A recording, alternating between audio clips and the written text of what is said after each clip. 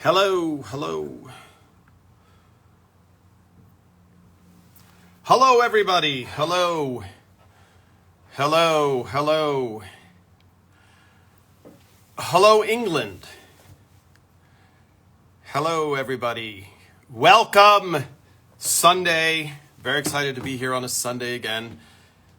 We're seeing our friend Simon joining us. I hope you can all hear me okay. Let's see.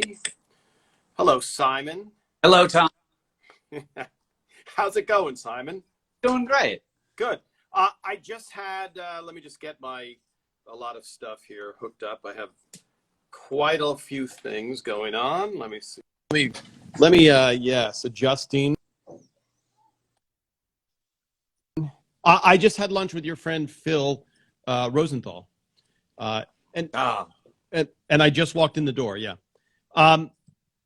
Simon, you can hear me okay? I can hear you great. Can you hear me fine?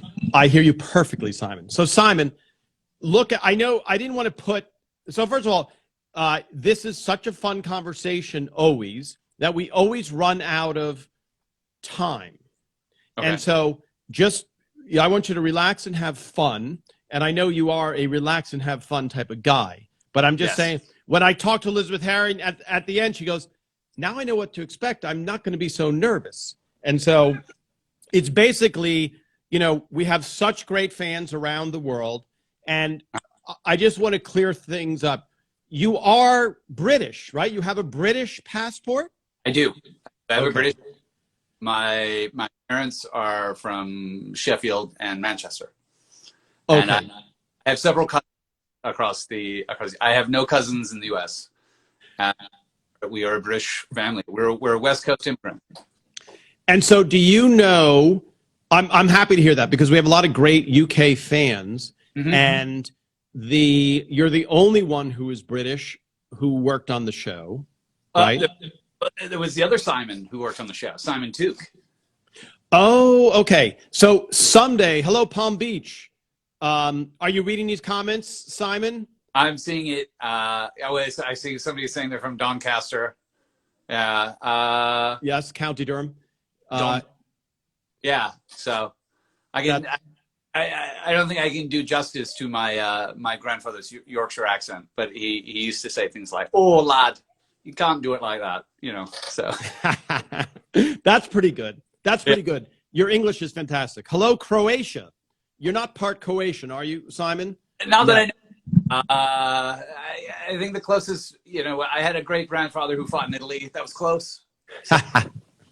Hello, Birmingham, Manchester. Wow. UK is really represented. Yeah, we got some North Dakota here. Venezuela. Hello, Venezuela. Yeah. So this is just for people that are joining. This is Tom Caldabiano, who's a writer on Raymond, and we're talking to Simon Brown, who was, now you did so many things on Raymond, but for me to, it's so hard to just put it in a description of like, Simon was this and that and that. So in the photos, you're just the tall guy standing near Phil. Yeah, I was. I started out as a production assistant. Okay, I'm going to stop. So Simon, I want to hear everything, but I have to slow it down a lot because much like when Alex Meneses was on, she was talking about getting perks at Olive Garden from being on Raymond. Well, people in Croatia don't know Olive Garden necessarily. Yeah. So a production assistant is anybody. You're basically the universal helper on a TV show. Yeah. And let's say there's six. There was.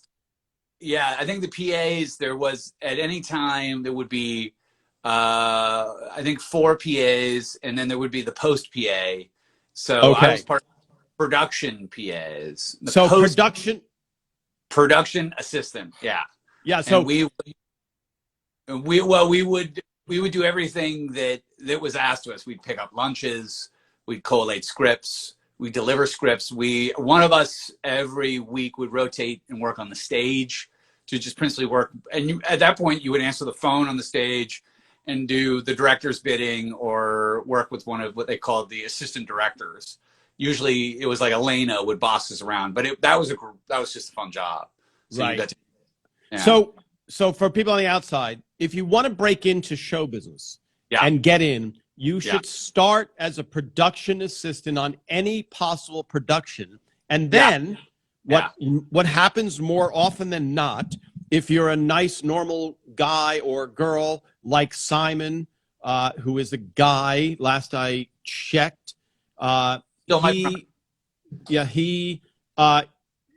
people just go, okay, here's a guy I can trust. Here's a guy that shows up on time, which I never would do, but here's a guy who would show up on time, and we can trust him. And so, okay, can we put Simon on this job or on this job or on this job? And if you want to break into Hollywood, there's a lot of people who start that way. And the thing that it does, even though you're going, yes, how many sugars do you want in your coffee, or et cetera, or bring these scripts away over there, you're being exposed to the business. And you're seeing what you like or don't like in the business, Well, and Everybody Loves Raymond was a particularly great environment that if you wanted to, everybody gave access to every aspect. If you wanted to learn about directing, you could ask the director. If you wanted to be in the writer's room, you had to earn your way in there. You had to be around long enough that was a trust factor. They had to trust you to get into that room. So you could go and explore different options of the business, but you were expected to make, listen, I'm not going to complain. The money was all right, but it was the hours were long, but then we later discovered they weren't as long as most productions. Yeah. So what Simon edited himself doing was you're going to earn low money for long hours. That's the normal industry thing. But Everybody Loves Raymond turned out to be the most regular hour sitcom on the planet ever in history. Yeah. And I think the best description of it I read in, I think it was a Writers Guild magazine. I later worked with him, was Dave Flabat, the writer, wrote Everybody Loves Raymond, where all the desks were made of chocolate. Yes, because the reputation set by the environment set by Phil and Ray was just like, if you have a happy group, and Phil was like, everyone, an army marches on its stomach or whatever. If you keep a happy group of people together and have a very common goal and treat people well, they will work as hard as they can for you. Oh yeah. And order as much food as they can possibly. Well, yeah. So it's, I'm laughing because I talked to Larry. Okay. And I said, Larry, what were your restrictions? And he said, no restrictions. And so no budget restrictions whatsoever. Unlimited budget. I said, well, that makes it hard to do a good job. Unlimited food budget. So, okay. So you start as a PA. And when Simon, did you, first of all, did you live in the UK for a while? No, I was actually born in Montreal. So my parents are British. My dad is a mining engineer. So we lived in Montreal. I was born in Montreal. And then we never lived there as a family. I did a lot of visiting there, but we moved from Montreal to the West Coast in the late 70s, early 80s. And we would go, but I would go back every summer to spend time with both my grandparents and aunts and uncles. In the UK. I spent a lot of time in the UK, and then as a teenager, particularly in London. And I even developed I would hide my American accent with a good British accent because people would treat you differently. If you were an American, they would, all the vendors would try and sell you things much more expensively. to save money. So then only because, like I said, we'll run out of time. How did you get into Raymond to begin with? I got into Raymond. I was a PA, I'd been a PA on a sci-fi show that was canceled, and the production coordinator on that show knew Amy Jannon. Okay. And your resume to my friend over there. And I got an interview and interviewed with Lisa Helfrich and Amy. Okay. Despite having a spelling typo in my resume, I got the job. Oh, nice. What was the word you misspelled? I can't remember. You know what? I probably have a copy of it somewhere. It's probably the name of my school or something, or my name. It was something ridiculously easy. Yeah. That's funny. So then I think you started season 3, I think, right? 4. It was Frank Pines and I started season 4. Oh, okay. Season Yeah. 4. So now, just because people see writer's assistant, and there's a lot of specific questions about, and this is what I think, what I'm trying to do by doing this is, A, have fun and make something entertaining, but to see that there's 130 people to do the show. And I think a lot of people are surprised when they see that huddle after a take, and people write, what are they talking, like, what are they saying to, you know, what could be, how much can you say to an actor in between takes, or how much can, and I think what we're learning is it's a very specific process that takes time to be able to make a show that's so good consistently. Yeah, the notes would happen on different levels if you were rehearsing. A lot of times if you saw me holding a script, that was Phil's script. And you would stand next to Phil, and as the show was going, he'd be watching it on the stage and on the monitors, and he would quickly say, circle that, circle that. And you would just circle the line or the actor, and then he never gave you a physical note, you know, right? He would know what he wanted to say based on the circle. He'd be okay, and then he would say the notes. I mean, mainly the note was, try it this way, or Ray, do we need another joke here? I mean, rarely was it ever a joke. Usually with Phil, it was an acting note, right? Or maybe it was even a note for the director, like the camera missed its mark, or it would be a note for Pat. Maybe we can, the joke of the show is that, you know, we would start a teaser, and then we would start act 1, and Phil would go, the show starts here. So like everything you just shot for the previous 15 minutes was gone. I mean, he would just start the show because he knew he had to make cuts because of the laughter. Yeah. So I'm principally listening and trying to understand, like, what was his between a written note, which was for the writer's room, and what would be an acting note for the people on stage. Right. And so I think that deciphering, eventually, you know, kind of what Phil's going to get to. And it's not like he wouldn't say, Simon, remember to tell Doris Roberts this. That's not what was going on. It was just like, circle that. And then when he would huddle, he would sit there and go, okay, let me see the script. Okay. Oh, right. On this. Listen, Doris, blah, blah, blah, you know, say these specific things. So here's the beauty, Simon, of doing these lives. Let's answer some questions that I see coming in. Sure. Hi, Nicole. You have a British, I don't know if you answer questions. Here's your answer. I do answer questions. I don't know if we can answer this question, but I was wondering if you think that having a slight accent when speaking English, since I am Croatian, are you here in America, Nicole? Would that have an impact on your chances of landing a role? Interesting. And I assume you have a slight Croatian accent. Yeah. I mean, to me, first of all, you should look. Not everybody can be Meryl Streep and do all these different accents, et cetera, you know, whatever. I don't know why I'm picking her. But, you know, there's some actresses and actors where I'm blown away. I'm like, oh, I've just been watching that guy in whatever it is, and they're British. And they sound like they're from Brooklyn, and they did such a good job. So, yeah, you're in England at a performing arts university. Wow. So that all depends where you're trying to get the acting part. But I would say in the US, yes, for some roles where they go, this woman has to have a Staten Island accent and you have a Croatian accent, it's going to hurt you. But yeah, for the most part, if you're a good actress, they're going to try and work around it and make that, you know, work. Was there ever from Wendell Poons, was there ever a moment with the actors which led to awkwardness? They all seem to come across as great to work with. Not that I ever remember. Everybody was really on board. I mean, here's what I agree, Simon.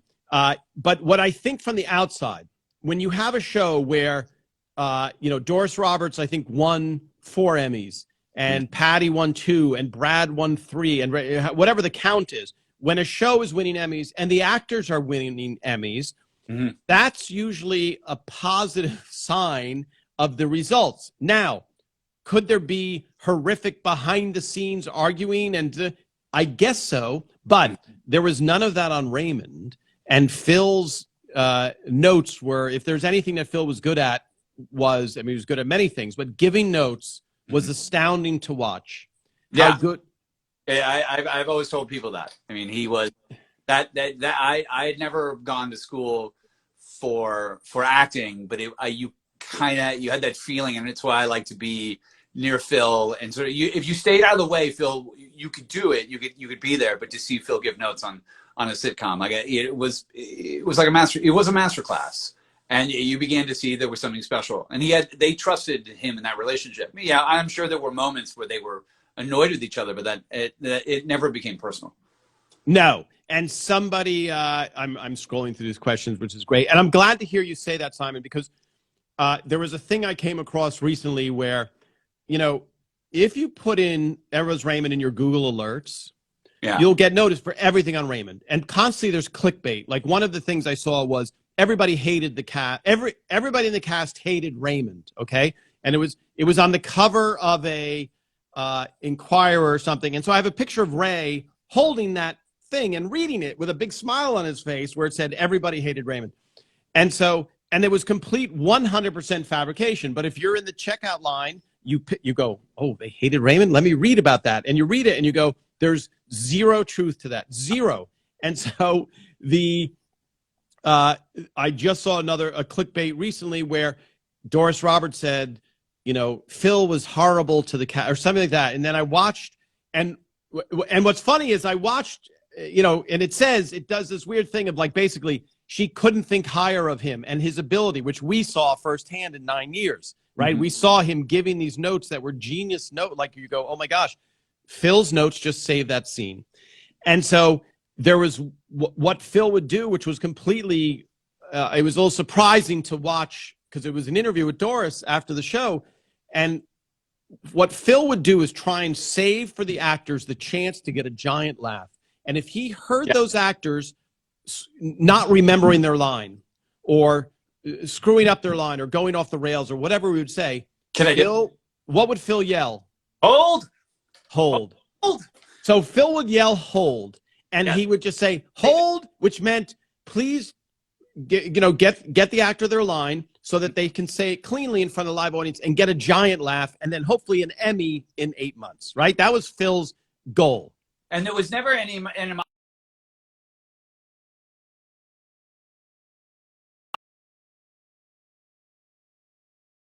they all I had somebody was ringing. Oops.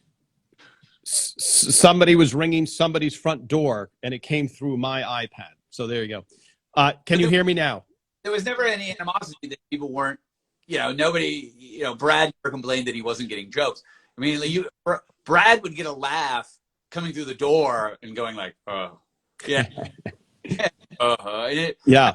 I remember having a writer I worked with afterwards going like, well, that's just lazy writing. And I'm like, but it wasn't. It was like, it was one of my favorite scenes with Brad was the sex talk show where he literally walks into the scene, doesn't say anything, and walks all the way through. You see him in the pass through, and then you hear him say one line, like almost off camera, like, oh God. And then like the big laugh. It's just amazing. So, yeah. And I think, just getting back to the specific thing I was saying about that, when I saw Doris saying that in the interview, she said, Phil would yell stop, which he never yelled stop. He only yelled hold. And it wouldn't be for a random, if someone screwed up a line, he wouldn't say hold. He would just let them get the line wrong. But if he knew that it was going to screw up a thing, he would help them out. Yeah. But it's funny. Complete non-information, of course. Have you ever seen similar ELR storylines repeated on other sitcoms? I mean, I would say, they're so relatable that you could say yes, but the show was very specific to itself and those characters. Yeah. The only thing that's interesting, Barbara, I'm going to answer your question. This, you'll find this funny too, Simon. Ray and I were doing a stand-up comedy tour, and we drove back from wherever, and we get to the hotel, and on the TV is Seinfeld is playing, and there's an episode where, and I can't remember where it is, which one it was now, but either George Costanza is trying to be a model, and there's a fan on him, and I think Kramer's taking his picture. I can't remember. Somebody, the beauty of this, Simon, is a lot of these people are super fans of, they're all super fans of Raymond. Some people don't necessarily like Seinfeld, but I remember watching it because this was after we had the episode called The Model, which had a scene where, everyone knows this, where Brad is getting his picture taken by Raymond because he got ripped off by this modeling agency. And this is something that happened. I remember Steve Scrovan talked about that type of thing happening in a sense. So that was a similar moment. And I know that there were times, and I don't know, there were times when outside writers would come into the room and pitch stories. And they'd pitch stories and they'd hit one story and we'd all look at each other and then point to the board and go, we did that in season 4, episode 18. Yeah. And they'd look and they'd go, oh, okay. And so you're not, some of the episodes are so, they're specific, but they're hitting generalities. So you do hit, but for the most part, I've never seen like, oh, that's the same episode that we did. Now, it's a lot harder now. When you were doing I Love Lucy, there were no other shows. Every storyline was brand new. Well, I mean, the shows, and you know this better than I, where a writer would bring up a story from their house or their family, and Phil would go, "We're going to do a show about that." That's a show. Yeah. Like Tucker would come in and talk about, my wife's refusing to put away a suitcase from the trip over the weekend, and Phil was like, well, that's going to be a show. So I'd never seen, they were so specific to the writers and to some of their stories. The Scroll always had that joke about, like, you get in a fight with his wife and she'd be like, look at him and be like, this is not for the show. Yeah. Right. And so I think along that line, because, like, for example, 2 things that happened to me very specifically were the Jazz Records episode and the Young Girl episode. I mean, the Young Girl episode was taken from the experience on Everybody Loves Raymond, and the Jazz Records was so those are so specific that the thought of it being, would be, it just couldn't happen, but by being so universally appealing, it is, of course, going to hit. And that's what Phil says. If you do the specific to your life, it'll have this universal appeal. And when you try and write generalities, it's not as good. No, it's not. So Simon, getting back to you. Sorry, I'm scrolling through some of these questions. Let's see. Were you shocked? Hi, Nicole, again. Where are you in England, Nicole? Were you shocked that the show got 9 seasons? No. Would I have been shocked after 4 months at the beginning of the show when it was rated 105? If someone said, you're going to go 9 seasons, I would have been like, I don't think so, because we're 105 in the rating. So how are we going to get 9 seasons? But by the time we got to season 4 or 5, it was, it was pretty much. The season I started, Raymond was always in the top 10, and getting just bigger. I mean, numbers that would be stratospheric. Oh yeah. Well, that's the other thing. If you look at the ratings now, if you look at the ratings in the 70s, there would be shows that got 30 or 40 million views, 30 million or 30 or 40% of the audience. Now a hit show has 2 million views, and you would be canceled immediately if you had it when we were on the air. Yeah. Here's another question. Sorry, Simon, I'm answering a lot of questions. We're going to get back to your life.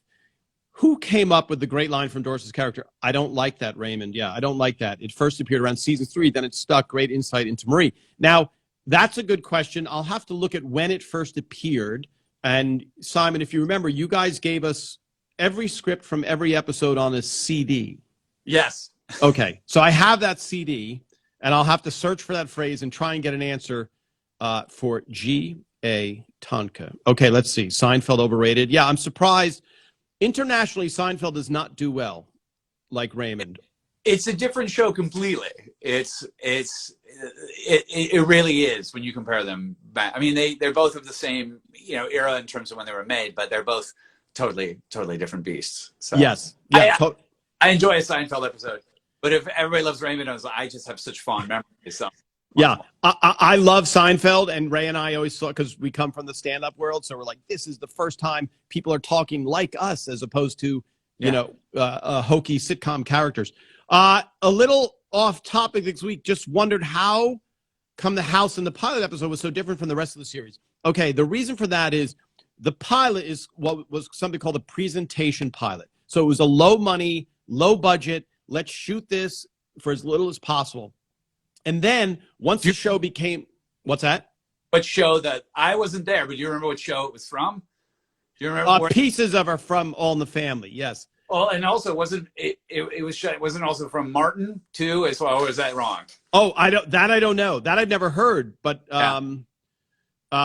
Lush Brownies. Hello, Lush Brownies. Are those a food, Lush Brownies, or is that your nickname? Is there anywhere in New York that we can visit relating to ELR? You know, the real house, the Raymond House, is in Long Island. Nobody I know associated with the show has ever been there. It's out. I forget. If you look it up on YouTube, you'll be able to see it.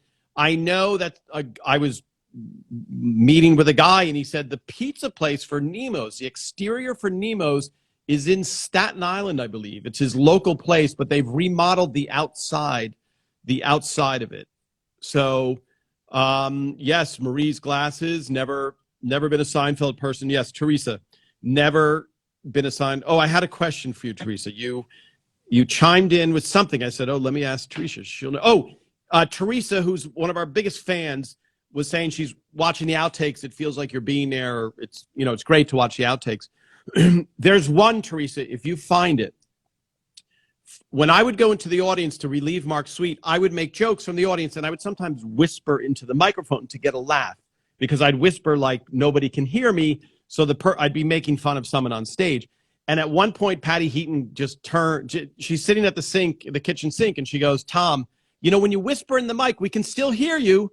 And she shakes her head, And I was like, yes, I could. If you find that, Teresa, I think it's season 4 or 5 or something like that. Tina, sorry. And let me tell you, my Patty Heaton story was, I think it was on season 4. I was working as a stage PA. You would answer the stage phone and had a light. It would light up, and you would answer. And the fun line, everyone, it's everybody. Oh, hold on. My Alexa's talking to me. Amazon, stop. This is the show, people. This is the show. I don't know what you. Yeah, everybody versus everyone. Yeah, different twins as well. Yeah, I think the twins had gotten older, and that's why they switched them out. Yeah, and then the whole Sweeten, you got the Sweeten family as a whole package, as opposed to 2 separate families to deal with children as well. So right. Yeah. So Madeline Sweeten, who we'll talk to hopefully, was the episode when Marie's sculpture, the lady part based on real life. Yes, that was Jennifer Crittenden, one of the writers. Her mother gave her an abstract art sculpture, and she said it looks kind of like a woman's private. She goes, I can't have it in my house. And then Phil said, oh, there's a statue like that outside of the courthouse near where I lived in the Rockland County Courthouse. And so he patterned the one that's in the show like that. Do you like this Carol's second act? I had not seen it, Yes. Yes. Okay. Good.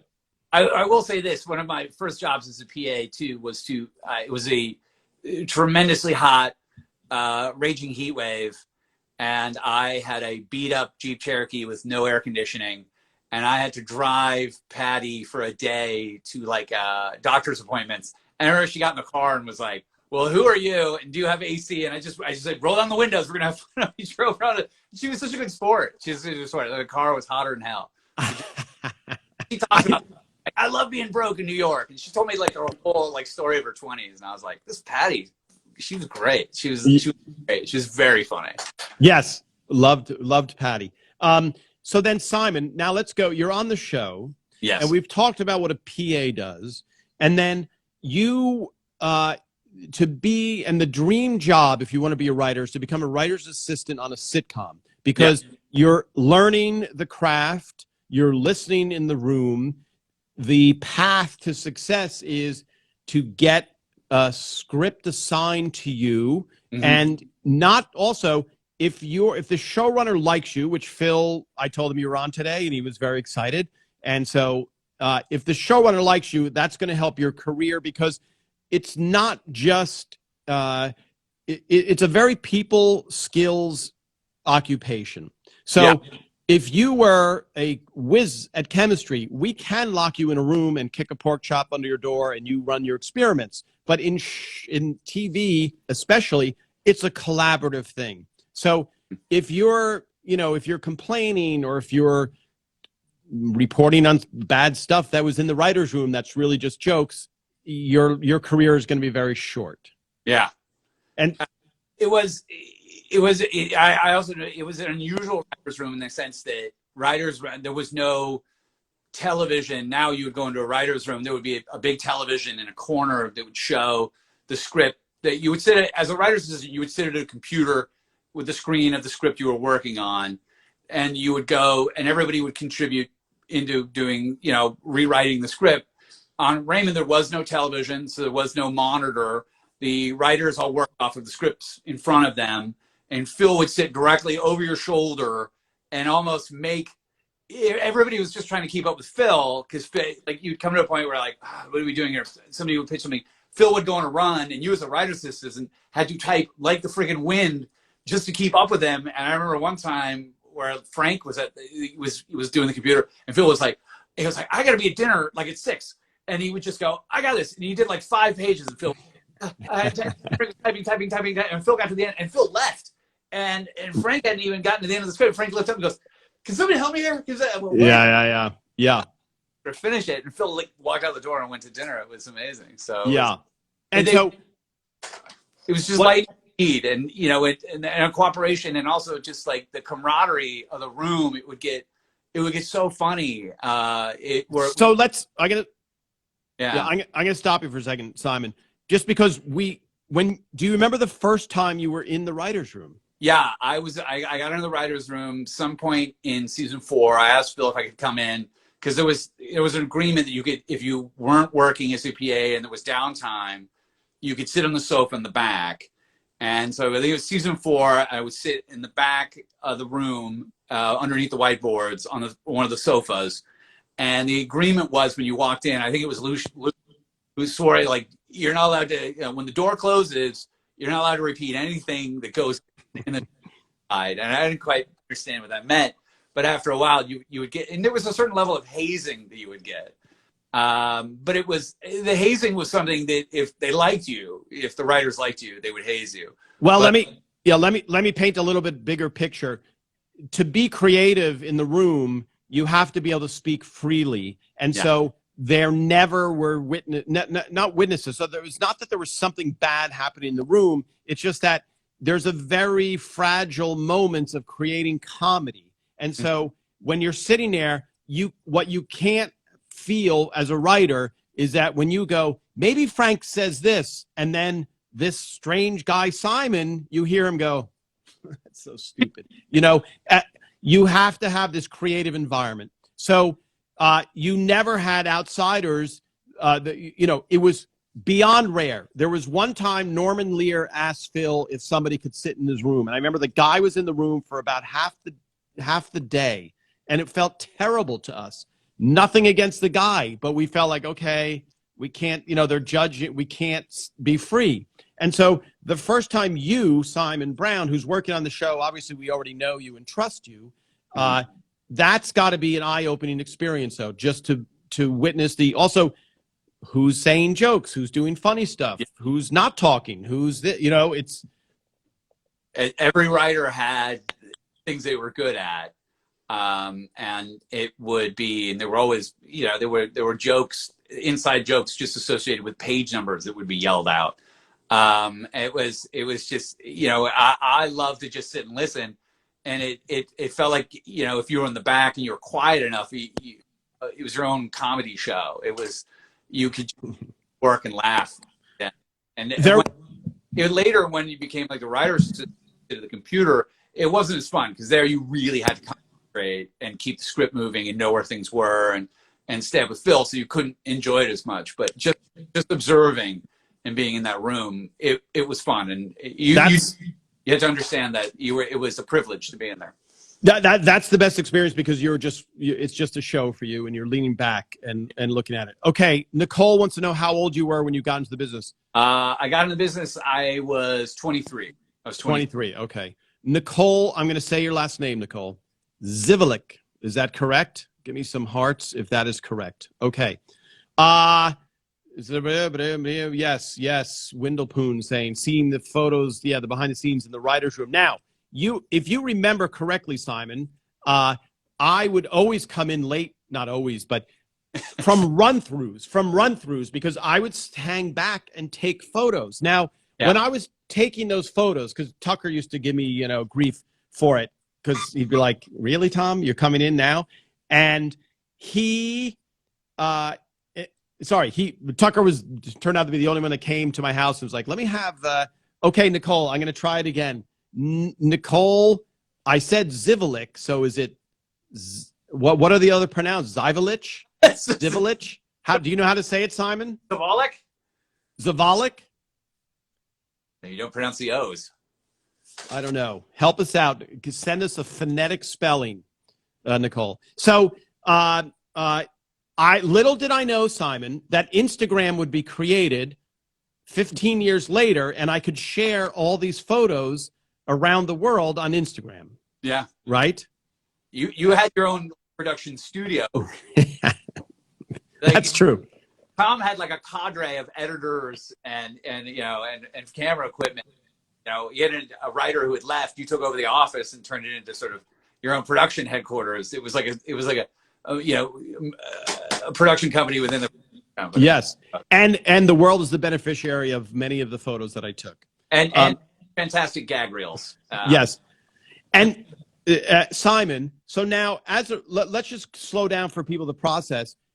On a run through, after a table read, which is the beginning of the week, and I don't know if you saw the Peter Boyle benefit table read, but if you didn't, you should watch it. I'll send you a link.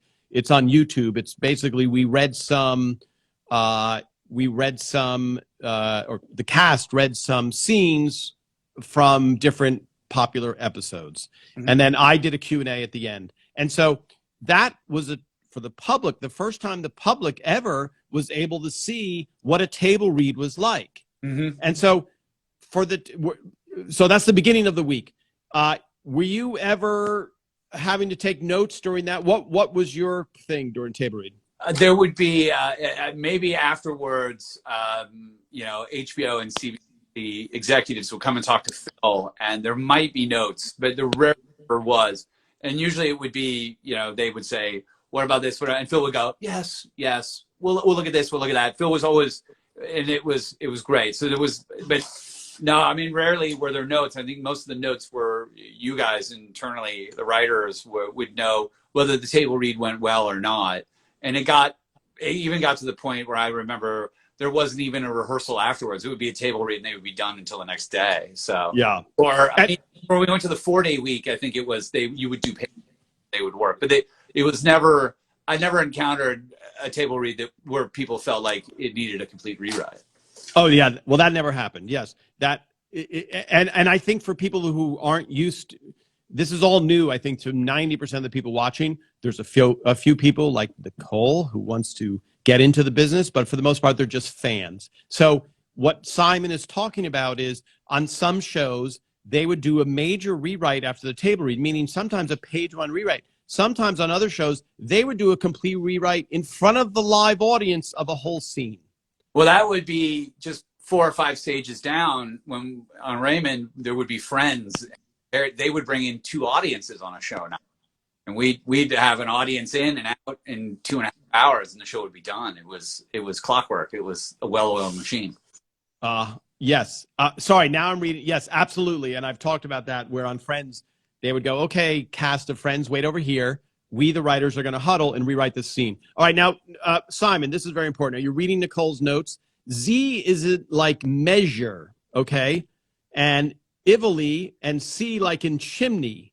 So Z is in like measure. So Ziviolich, right? Chimney.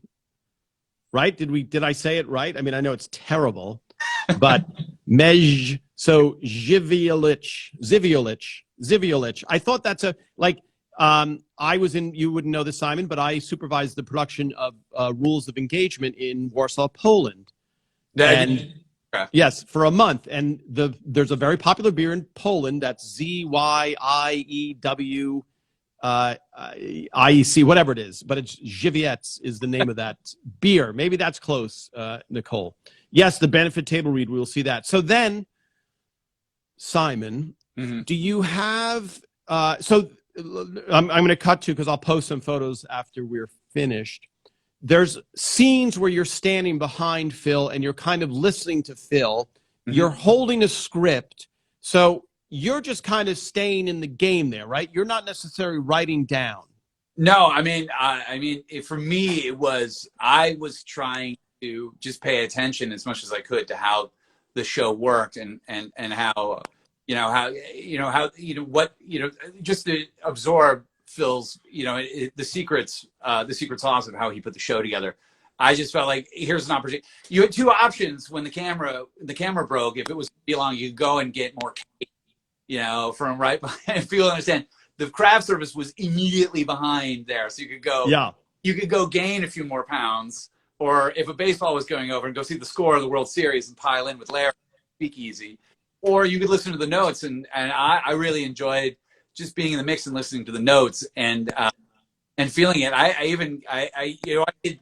could even sense when I would do notes with Phil, I'd be like, he's going to tell me to circle that. And he'd be like, circle that.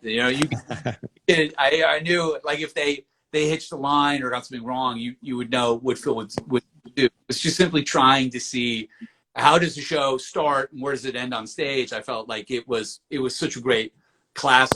And everybody seemed so friendly. All the directors were always willing to answer questions. So it was just trying to, keep a name in the game and interested in how this was all happening, because it was like you rarely have an opportunity in this town to work on a show that is such a mega hit. I just felt like I didn't want to give up a minute of it.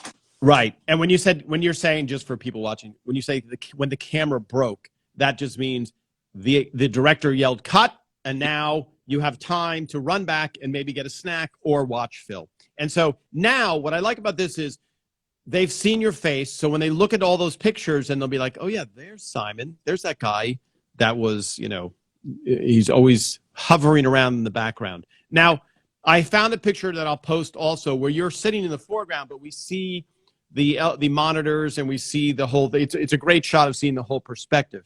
Now, for some of the people watching, there was a documentary called The Last Laugh, and it was about the final episode of Raymond. And Simon, you ended up working with Jonathan Buss right afterwards, okay? Yep. And if anybody watched on CNN, what were some of the things that you helped out on CNN? There was the 60s, which is a documentary series on CNN, the 70s, and the 80s, and then I went on to work on comedy, which was another CNN, but that was with a different production company. Oh no, it was the same one, but it was with Sean Hayes and Hazy Mills, and that was season 1, 2, and then I did a big doc series on college football for ESPN last year. Okay. And so, by the way, I hate that you named the 60s. I was going to guess the 80s would come after the 70s, but you beat me to it. And so that I recommend anybody who has a chance to see The Last Laugh, which I think if you search on YouTube, you can find a couple of things, but you do get a feeling for everything that went on in the show, then. Well, and it was also so brilliant was John brought, he came in the last few weeks and he interviewed you guys and he came in the writer's room and he shot on stage. But ultimately what became the show was, not a lot of people know, was the finale was postponed twice or 3 times. So we would gather up to do the show and Patty had lost her voice, or the show it didn't want to end. Peter got sick. Patty lost her voice. Yeah. Then we pushed a little bit. She's still not better. Then Peter Peter had a cold or something like that. And what happened, Simon, and here's a little bit of trivia, which is in that time, because Jonathan Buss was shooting panoramic film photos with something called a wide lux, which Jeff Bridges used to shoot with, and he published a book using 2 books now, using that camera. And I said to Jonathan, Jonathan comes on stage and he's showing me these panoramic black and white photos of the set of Raymond. And I said to him, I've been shooting every angle. Like, I will post for people. I would climb in the rafters, up in the rafters. And then you, me, and a few other people went on the roof of the stage. And I said to him, Jonathan, there's nothing I haven't covered, and I've never seen these type of photos. So by having Patty Heaton lose her voice, gave me time to buy one of those cameras. And actually, there were none available, so I had to buy a German version, which is called a Noblex, which nobody's heard of. And I shot 2,000 frames in the last 2 weeks because that was pushed. And so many of those, like the picture I posted of you looking at the camera, and you're the only one looking at me, that's with that camera. And so and then Tucker's on the other end of the frame. Right. But that I didn't have that camera the night of the finale, but I got it when we got the postponement. So I would have had none of these great panoramic photos. And so by losing it, so The Last Laugh, also the documentary benefited because, as you know, anything that's interesting, for example, not this conversation, but anything that's interesting has drama in it. So the fact that it did, the fact that we didn't know if we were going to finish the show really helped a lot. Let me just see if there's yes, Crafty, yes. Matt, I like some of these names. Now, Simon, one of the problems with Instagram with us on Raymond is very few people are on Instagram. So Scro, Lou, right? A lot of the players I can't talk to because they're not even on Instagram. Yeah. So which and Ray, of course, as you know, Ray is zero interest in social media. So I have to get Matt or Greg. So now, Simon, do you have any memories with actors that you want to share? Well, I mean, the actors were. Listen, going to sushi with Ray was always fun. One day, I always tell people this. One day, I showed up to work like 8 a.m. and there was this huge limo, Hummer limo. I got out of the car. Aaron Champion, Phil's assistant, ran up and said, "Hey, get in the limo. You're going to Disneyland for the day." And I was like, "I'm here for work." We all went to California Adventure for the day. That was my job. And we walked around California Adventure, and we with Ray. It felt like we were in an entourage because it was everybody was looking at Ray, and I'm like, "This is my job." And we immediately went to some restaurant, and I think Lou started ordering Bloody Marys. It was. By the way, I have no recollection of this. It was a day at California Adventure, and so maybe the only reason I went because somebody didn't show up. Maybe it was you. I don't remember. Yes. And so for people in Croatia, California Adventure is a part of Disneyland, which is out here. It was just opening, and they were letting Ray come in. Yeah. By the way, sorry, Nicole, you're asking for advice you, Simon, would give as a younger person. Here's what I would say. I'll let you answer that too, Simon. But I think you have to do. This sounds so fluffy, but you really have to enjoy what you're doing, and you have to do a lot of shitty things, I think, before you find that out. But ultimately, knowing all the people that I do in show business, some wealthy, some not wealthy, some famous, not famous. If you are doing really what you enjoy, for example, I very much enjoy these conversations, right? I'm not doing this to make money because there's zero money in it. And I'm not doing it because I feel obligated. It's good to catch up with you, Simon, and everybody, and hear stories that I didn't know. And so I'm enjoying this. So if all of a sudden I was making money, great. But I don't care. And I think ultimately, you really want to get to that point, if you're acting, especially if you're acting in plays and you're loving acting in plays and you're playing to 7 people in a theater. Yes. Do you want to become, let's say, rich and famous and win an Oscar? Of course. But if you're doing it because you hate it and you think you're going to get fame, not because you hate it, but if you're not really enjoying it, then you're going to not enjoy it when you're rich and famous also. So, and I feel like this was even before Instagram Live. You were always the interviewer for people anyway. You would always. I remember my first day at work. I had to get you to move your RAV4 because I had to, my terrible car. was breaking down out of the way. And so, where are you from? Really? What'd you get a degree in? You ever had Yes. life? Can you do comedy? And I was like, Well, I think this, Simon, just because I want to hear what your thoughts are. I will say this. A friend of mine, he once said, Tom, you know what I call you? I call you the most interested man in the world. Not the most interesting, but the most interested, because you seem very curious about everything. And I am, and I think it comes across, and it comes across. So when I'm talking to Simon, the PA who's moving, I have to move the car or whatever, I'm not sitting there going, I'm genuinely curious, Genuinely. By the way, and I never talked to you again because I found you, so not true. But what would you say, Simon? Because you have a different career than me, obviously. I felt very fortunate. I moved to LA knowing really nothing and no one, and took a job that paid me 2 days a week, and felt very fortunate that when I walked in the door at Raymond, I didn't know what to expect. And it was like, wow, this is an incredible opportunity. And I have to admit, like, when I came on the show, I wasn't very familiar with it. And I'd even said that in the interview, like I knew the show was on CBS, but I wasn't familiar. But right off the bat, this is an incredible opportunity, and amazingly funny people. Don't screw this up. And then it just becomes, like, people want in this industry, as you said, it's talent, but it's also, do they want to hang out with you every day?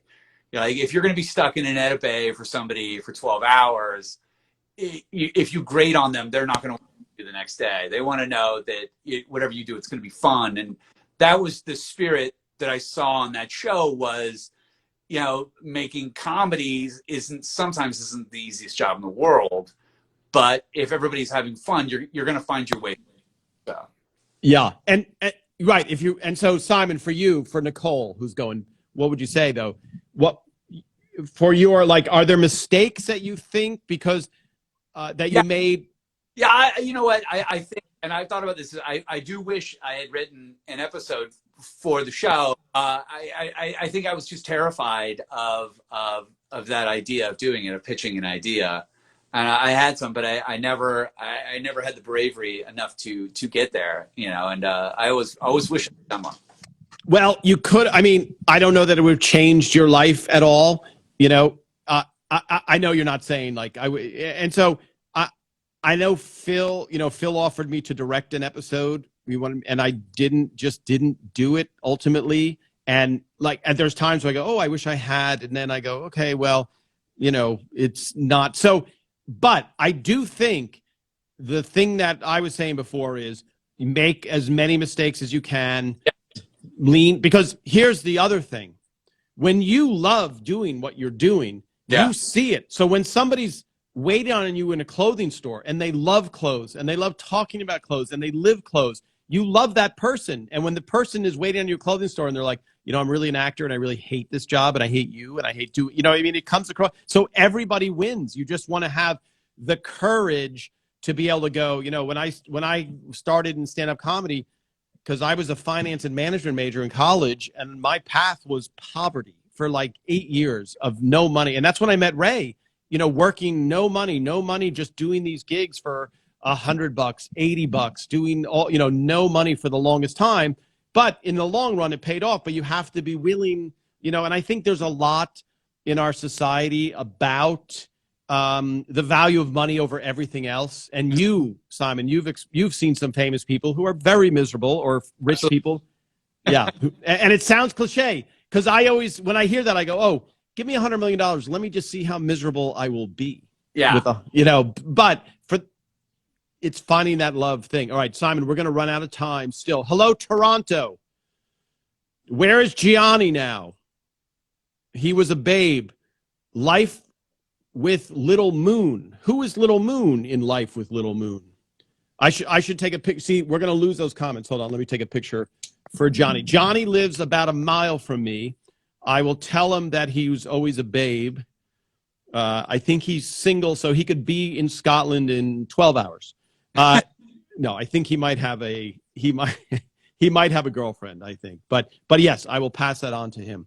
And John, if you watched Men of a Certain Age, you'll see Johnny playing John. you know.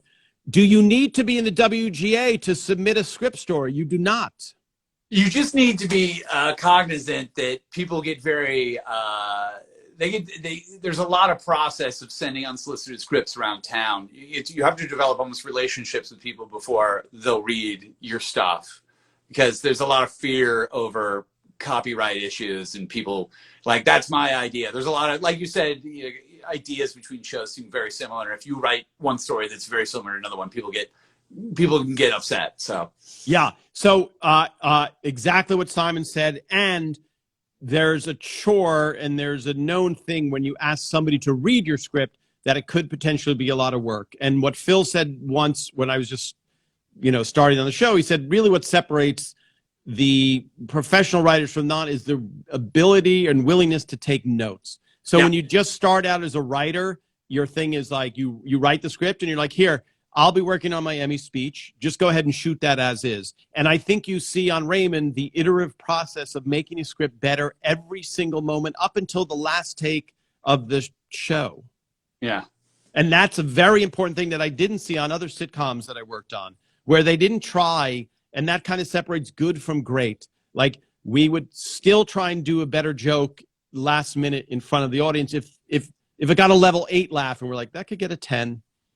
Tom, have you ever talked about, because it was the only room that I never got access to, but after they would do a final rehearsal before the actual shoot night, you and Royce and other writers would go to Ray's room and do a set of jokes that you knew that he could do, or Ray could do, or like a rapid fire take and do it over and over again.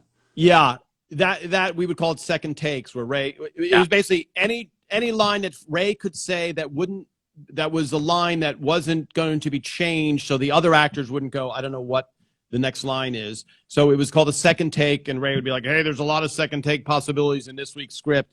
And then we would sit in a room, and then we would come, I'd look at it beforehand and be like, okay, maybe this, maybe this. And then we would sit with Ray before the show filmed in his dressing room and be like, what about this? What about this? What about this? So then when we filmed in front of a live audience, and if those of you who are watching the gag reels, you will see when Ray just seems like a Gatling gun of jokes, we've prepared. Some he thinks of in the moment, but we've prepared so he can rattle them off very quickly. And I think other shows wouldn't do that.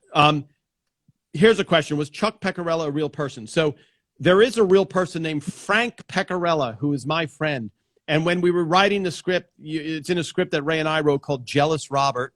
Ray and I wrote it together, and we needed a name. And many times in the writer's room, and it's funny because in the big scheme of things, if I could have had my name said on Seinfeld or Friends, I'd be like, oh my God, there's Tom Caltabiano said by Courtney. I can't believe it. And in the writer's room, it was such a casual thing because we would need a name for something. And Phil would go, anybody have a name of a friend they want in the script? And he'd be like, okay, how about Paul Smith? Okay, great. Moving on. It wasn't like, now listen, we're going to put a name in the script and we're going to vote. It was none of that. It was just like, so my friend's name was Frank Pecorella, but because Frank Barone is the same first name, we had to change it to Chuck Pecorella. So there you go. Simon, you never would have known that if you didn't join today. Did not know. Yeah. Nobody, yes. Okay, I'm scrolling through some of these things. The diary, go ahead. Well, I was going to say, did I ever tell you what Phil's first word to me when I started on the show? No. I met Phil. He came in the door of the offices. Aaron said, this is our new PA, Simon. And Phil said, welcome. Eat as much food as you want. I didn't quite know what he was talking about, but several pounds later, years. That is funny. That is not an... As a PA, you will never get the access to restaurants across LA as we did. It would be like lunch. We'd be like, everybody get in a car. And you'd get in a car, and it would be Phil or Lou or somebody. And you drive to some amazing location to have lunch, and you'd be like, this is incredible. So yeah. It was a new show. It was as if the sitcom was supporting this restaurant habit. Phil just created a show so he could support his food habit, which seemed to be that way. If you watch Somebody Feed Phil on Netflix, you know that's true. It's amazing. Yeah. All right, Simon, we have to wrap it up. All right. let me see. Bob Sakamoto. Oh, that's nice. Chuck Pecorella, cool name. Just as good as Bob Sakamoto. Yeah, we had a couple of funny. Let me just take a picture here of this. Good, Simon, smiling. Now, Simon, I hope some of your British relatives are watching. I'm not sure. I'll have to. Okay. I'm not hurt if they're not, but you should be crushed. Yeah. And then, by the way, I should talk to Jonathan Buss. Is he on Instagram? He is indeed. Okay. John is. I still hear from John all the time. We still work together. Okay. So Jonathan Buss, again, for the people watching, directed The Last Laugh, which I'll put up some pictures. And I have one of the funniest pictures I ever took on Raymond. Is not of the cast, is not anybody but Jonathan Buss, who was fighting, I think, pneumonia or the flu, and Harry Tarski, who was fighting, is just trying to be alive because he was 100. They were both in the living room of Ray and Deborah. And I have that. I'm going to post that picture because I sent it to Jonathan years ago. I said, this is maybe the world's worst sitcom. And it just looks like two men passed out in that thing, you know.